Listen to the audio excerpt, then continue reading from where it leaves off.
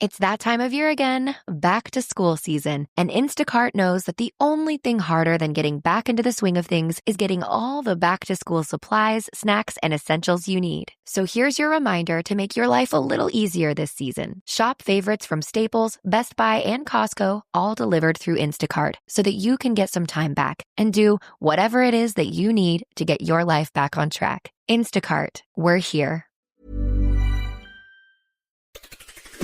On today's Smart 7, teenagers get the right to vote, the UK and Germany sign an historic treaty, and much more. It's Friday, 18th of July, it's World Listening Day, and happy birthday, Vin Diesel. The Smart 7. It's news, but not the news.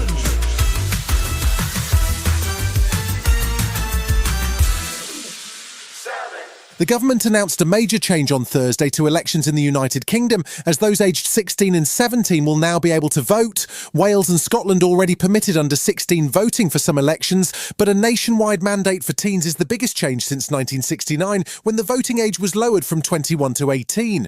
Prime Minister Keir Starmer says if teenagers are able to join the army, then it makes sense that they should be able to express their democratic rights. I think it's really important that 16 and 17-year-olds have the vote. They're old enough to pay taxes, and I think if you pay in, you should have the opportunity to say what you want your money spent on. There is some concern in Labour ranks that the change could see an increase in voting for the Greens and marginal parties on either the left or far right.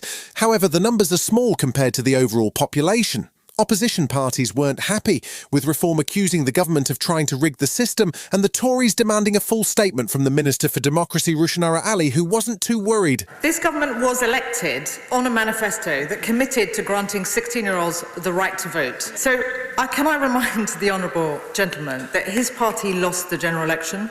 It's no wonder that the party opposite are scared of the electorate. The Labour government's deal-making team has been busy, signing off all kinds of new agreements with partners all over the world, including the US and the EU. Thursday saw another visit from a European leader. Hot on the heels of French President Macron, German Chancellor Friedrich Merz was in the UK to sign a new treaty.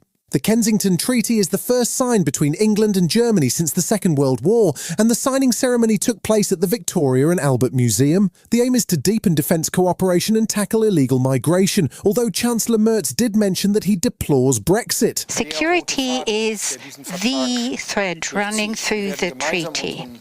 Ultimately, this means that we assure each other that we're going to assist one another in case of an armed attack. Prime Minister Keir Starmer was keen to support a new trilateral axis between London, Berlin and Paris and emphasised the importance of the moment. A historic treaty committing not only to our mutual defence, but also to maximise the benefits of our defence spending in the shape of more jobs, more growth and more security.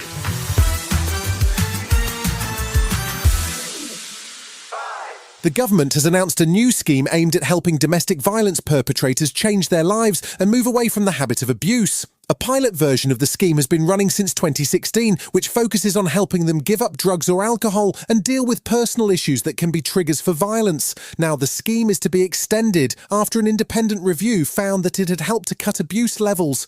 Minister for Safeguarding Jess Phillips says it's not the solution overall, but it could be a useful tool to tackle the source of domestic abuse. This isn't just about being kindly and putting people on nice behaviour change programmes. This is about moving the burden from victims and putting that burden onto the perpetrators. An Israeli strike hit the only Catholic church in Gaza on Thursday, killing 3 people and injuring 10, including a priest who used to get regular phone calls from Pope Francis. Israel has issued an apology over the strike, which also damaged the compound where civilians were sheltering, and says it will start an investigation. Meanwhile, 2 former hostages, a husband and wife who were captured by Hamas on October 7th, spoke about their ordeal to Sky News on Thursday. Aviva and Keith Siegel were held captive for 51 days, and Aviva says it was an experience that will haunt her. What they are doing and what they did to us is not right, and nobody in this world should ever go something like that. We know of the hostages that came back, that some of them were chained for months. Still to come on today's Smart 7 in association with Metro, the Lionesses battle Sweden and tributes to a TikTok viral sensation. Right after this. We all belong outside. We're drawn to nature. Whether it's the recorded sounds of the ocean we doze off to, or the succulents that adorn our homes, nature makes all of our lives, well, better. Despite all this, we often go about our busy lives removed from it. But the outdoors is closer than we realize. With All Trails, you can discover trails nearby and explore confidently. With offline maps and on-trail navigation, download the free app today.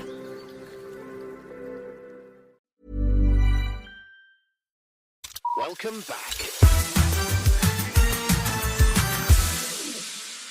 Thursday night saw England face off against Sweden in the quarter-final of the Women's Euros. Serena Wiegman's team were hoping to land a place in the semi-final, but the game started with 2 goals for Sweden, and things looked grim.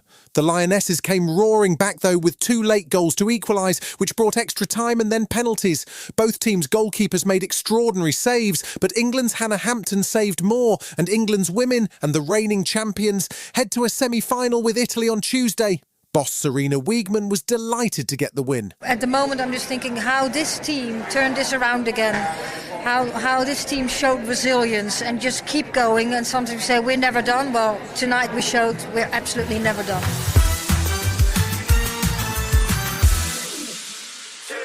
James Gunn's new Superman movie seems to have divided audiences online, but it's been doing good business at the box office and it's ranked at 84% positive on Rotten Tomatoes. Apart from Krypto, the pet we didn't know Superman needed, the dynamic between Superman and Lois Lane has been getting plenty of coverage. David Corenswet is the new Man of Steel, and his Lois Lane is Rachel Brosnahan, who you may remember from The Marvellous Mrs. Maisel, which won her an Emmy and 2 Golden Globes. She's been doing the press tour for Superman and popped up with Jimmy Fallon to share how close she came to not getting the role at all because of a cancelled flight. I went to the gate agent, I was like, level with me. Is this flight going to take off? Yeah. I had a bad feeling, and she was like, no. And so I'm running through the airport trying to get on this other flight, and as I'm trying to book this ticket, it sells out from underneath me. And so I'm now running back the other direction. And as I'm in the security line booking this flight, the flight gets delayed again. I finally, as I'm on the air train, I get through, I get a seat on this flight that I'm now going to be an hour and a half late for this audition for. I made it on by the skin of my teeth. The singer behind the TikTok viral hit Pretty Little Baby has died aged 87. Connie Francis was the biggest selling female artist in the world back in the 1960s with songs like Stupid Cupid and Who's Sorry Now topping the charts. She was also the first woman to ever top the Billboard Hot 100 with her hit Everybody's Somebody's Fool. She went unexpectedly viral in the last few months as stars including Kim Kardashian and Kylie Jenner lip-synced to her Pretty Little Baby track, racking up hundreds of millions of views. She was surprised and delighted, particularly because the song was a B-side, and she says she didn't even remember it at first, but she was proud of her legacy. Rest in peace, Connie. I think they should try to be role models. That's what I tried to be. I don't think there was a lonely teenager in all of America because of American Bandstand. And that's what I would suggest that they do, is to become a role model for other teenagers. You've been listening to The Smart 7. We'll be back tomorrow at 7 a.m. Hit that follow button and have a great day. Give us 7 minutes, we'll give you the world. This is not a drill. You can get the new iPhone 16e with Apple Intelligence for just $49.99 when you switch to Boost Mobile. Wait, that's the actual fire alarm. We need to go. Visit your nearest Boost Mobile store for full offer details. Apple Intelligence requires iOS 18.1 or later. Restrictions apply.